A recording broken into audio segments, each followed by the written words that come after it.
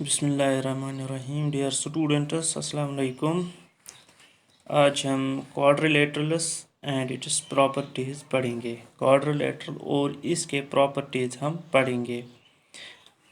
वो पहली जो क्वाड्रिलेटरल है वो है पैरेललोग्राम। पैरेललोग्राम क्या होता है? It is a quadrilateral. As we already know, quadrilateral is a polygon with 4 sides. कोई भी ऐसा पॉलीगन जिसके 4 साइड्स हों उसको हम पॉलीगन कहते हैं। इसी तरह अब क्वाड्रिलेटरल्स की टाइप्स हमें पढ़ने हैं। पहला ही है पैरेललोग्राम। पैरेललोग्राम ये एक क्वाड्रिलेटरल है with each pair of opposite sides parallel. ये इसकी डेफिनेशन है। क्वाड्रिलेटरल पैरेललोग्राम उस क्वाड्रिलेटरल को कहेंगे जिसके अपोजिट साइड्स पैरेलल हो, जिसके अपोजिट साइड्स पैरेलल हो। यहाँ पर ये क्वाड्रिलेटरल है, ये this is a parallelogram. This side and this side are parallel to each other, and this side and this side are also parallel to each other. ठीक, which has each pair of opposite sides. जो भी इसके opposite sides होंगे वो आपस में parallel होंगे। यह साइड्स अगर अस वुचो, यह अपोजिट साइड यह साइड्स अगर वुचो, यह साइड्स अपोजिट साइड यम पानवी पैरेलल। गो सह क्वाड्रिलेटरल यथ अपोजिट साइड्स आसन पानवी पैरेलल, तथ वनान पैरेललोग्राम। वच अमचि प्रॉपर्टीज, प्रॉपर्टीज तश थी याद। प्रॉपर्टीज तो याद थो, अति हेको सॉल्व क्वेश्चनस करित अम पत एक्सरसाइज मज। गो प्रॉपर्टी नंबर 1 क्या? Property number 1 parallelogram opposite sides are equal. गोडनिची प्रॉपर्टी अपोजिट साइड्स पैरेललोग्राम पानवी पैरेलल बे इक्वल तो यह साइड यह तो यह इक्वल, यह तो यह इक्वल, यह इक्वल।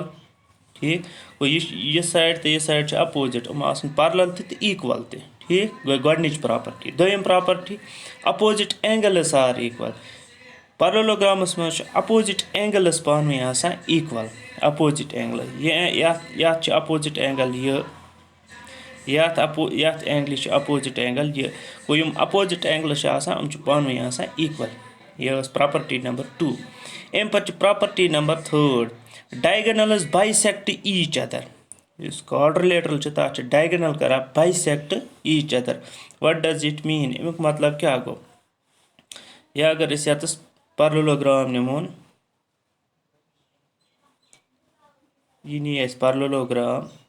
ठीक, यह डायगोनल यह डायगोनल ब्याक। यम डायगोनल कोर बाइसेक्ट। बाइसेक्ट मतलब गो रलिया अकिस सतस। ठीक, this is a point of intersection. They intersect each other. मो डायगोनलो दयो कोर इंटरसेक्ट पानवी each other. When we say diagonals bisect each other, ये वनो डायगोनल बाइसेक्ट करा, अमुक मतलब गो बाइसेक्टर तो पोर्मुत line bisector, angle bisector. Line bisector गो सो बाइसेक्टर युस लाइन त्रावो, सपोज लाइन यह त्रो बाइसेक्टर। ठीक, यह बाइसेक्टर अत लाइन करा दोन इक्वल पार्टन मज डिवाइड, दोन इक्वल पार्टन मज डिवाइड। इथे कन डायगोनल्स बाइसेक्ट करा पानवे, क्या करा बाइसेक्ट। तमुक मतलब गो यतस अगर बाइसेक्ट गई यूता यूता ये पे यत इक्वल, ये पे इक्वल। अगर ये नाव थो ABC D तो यह थोस O सपोज। ठीक, तमुक मतलब गो हेको तेल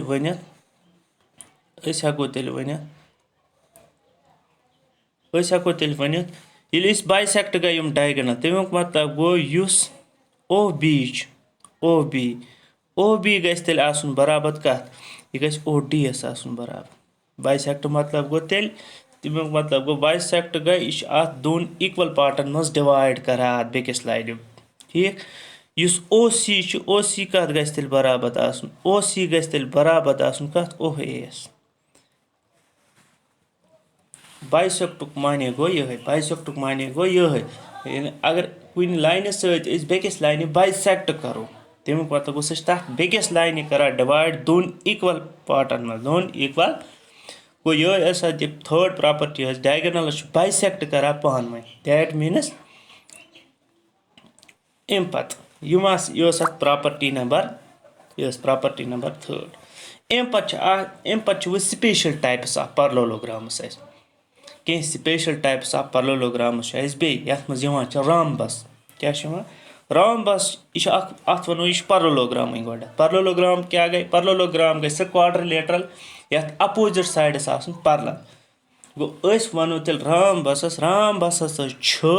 parallelogram गो दैट मीन्स अत 4 साइड अत अपोजिट साइड्स parallel पान अत अपोजिट साइड्स parallel पान पे अपोजिट साइड्स तो पान इक्वल ठीक अपोजिट एंगल्स इक्वल अत डायगोनल्स बाइसेक्ट करान गो it is a rhombus is a parallelogram with sides of equal length with sides of यह parallelogram मगर अत तमाम साइडन equal length अत सारी साइड ही गो प्रॉपर्टीज क्या property number 1 rhombus property all the properties of a parallelogram गोडनथै satisfy करा तमाम यम त parallelograms मज प्रॉपर्टीज तुम rhombus मज सेटिस्फाई गसान गो तमुक मतलब गोडनिच प्रॉपर्टी क्या parallelograms opposite sides are equal rhombus मज त अपोजिट साइड्स इक्वल दोयम प्रॉपर्टी क्या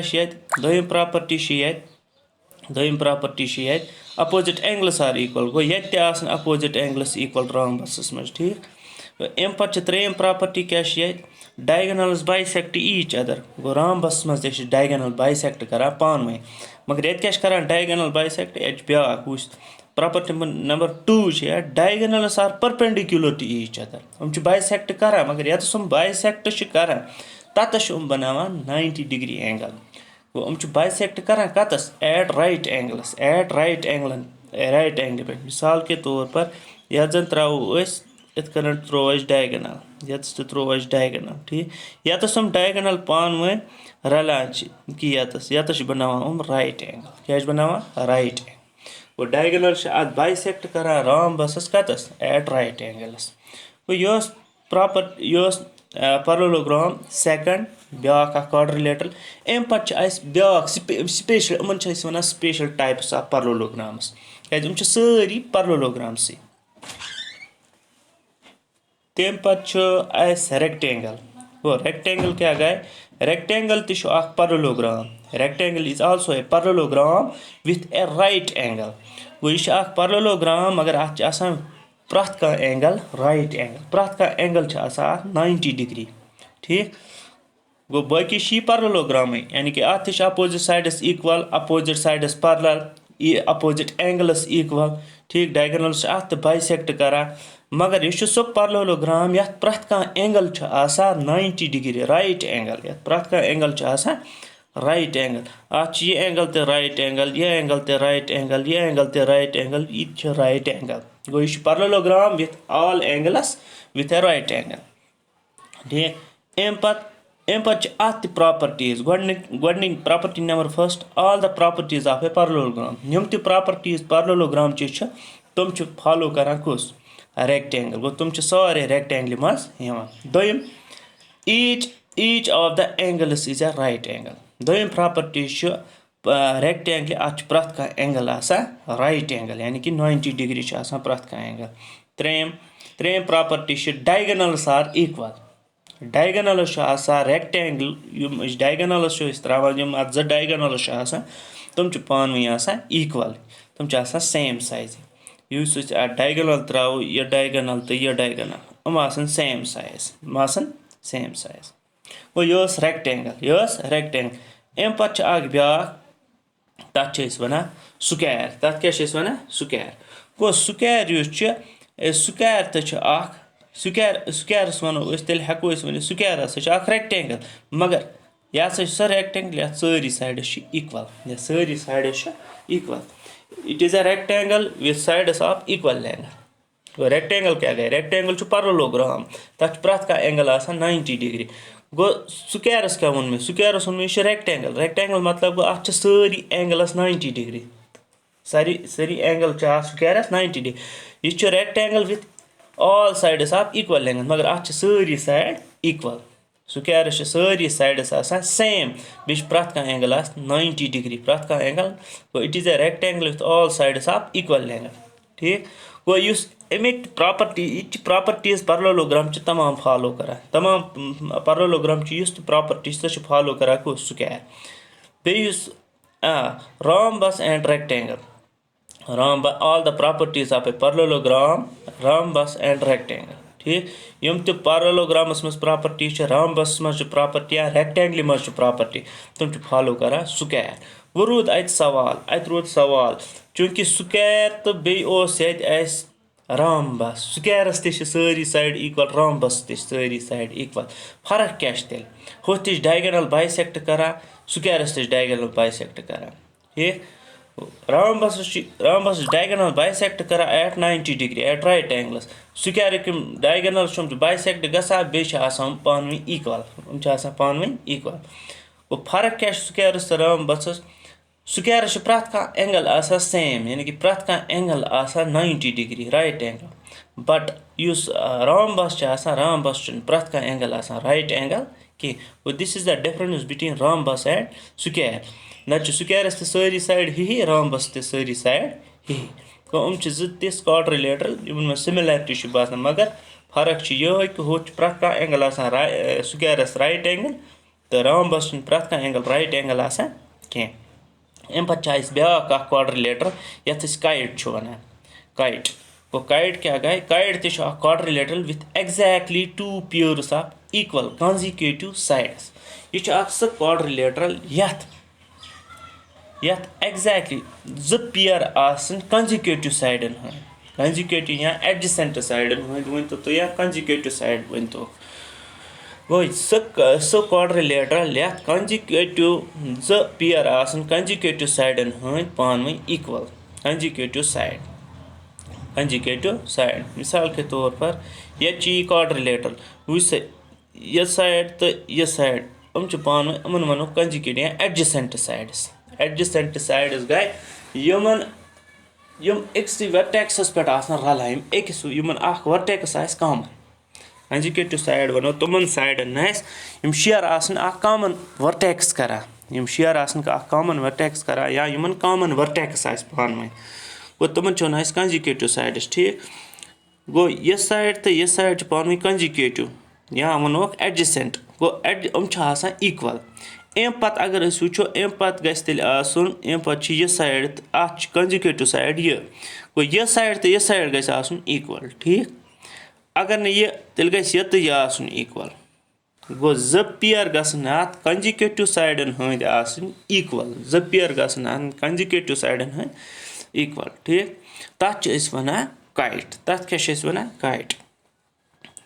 गो यह साइड तो यह साइड कंजिक्यूटिव या एडजेसेंट साइड गो गसन equal because by definition of kite सह क्वाड्रिलेटरल या 2 पेयर कंजिक्यूटिव साइडन हंद या 2 पेयर एडजेसेंट साइडन हंद पान इक्वल यह साइड तो यह साइड कंजिक्यूटिव या वनो पान एडजेसेंट गसन इक्वल क्या गसन इक्वल अम पे अगर यह वर्टेक्स निमोन यह साइड तो यह साइड यह साइड बना पान एडजेसेंट ते गसन इक्वल पान गो ये क्वाड्रिलेटरस मज यह प्रॉपर्टी तथ वन काइट तथ क्या वन kite is a quadrilateral with exactly 2 pairs of equal consecutive sides अम पे properties the diagonals are perpendicular to each other diagonals त्रावान कत काइट डायगोनल्स त्रावान डायगोनल पे कन ब्या पे कन पान परपेंडिकुलर टू ईच अदर यानी कि परपेंडिकुलर या तो रलान बनावान 90 डिग्री क्या बनावान 90 डिग्री ठीक दोयम property one of the diagonals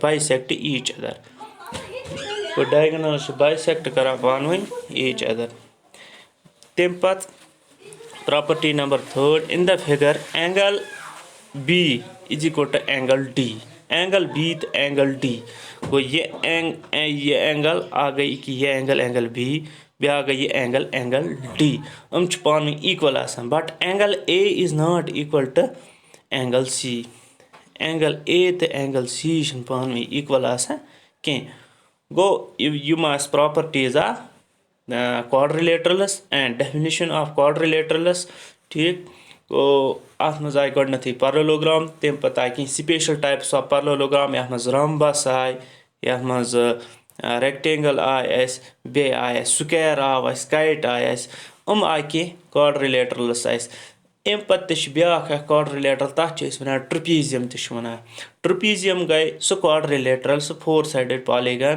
यथ कम से कम पेयर अपोजिट साइडन हुंद parallel यथ one pair of opposite sides parallel यथ pair of opposite sides parallel यानी कि पेयर गस तथ साइडन हुंद आसुन parallel पान पेयर गस तथ मज आसुन यानी कि 2 साइड गसन कम से कम तथ मज आसुन पान parallel तथ quadrilateral वन trapezium ठीक these were some quadrilaterals and their definitions and their properties.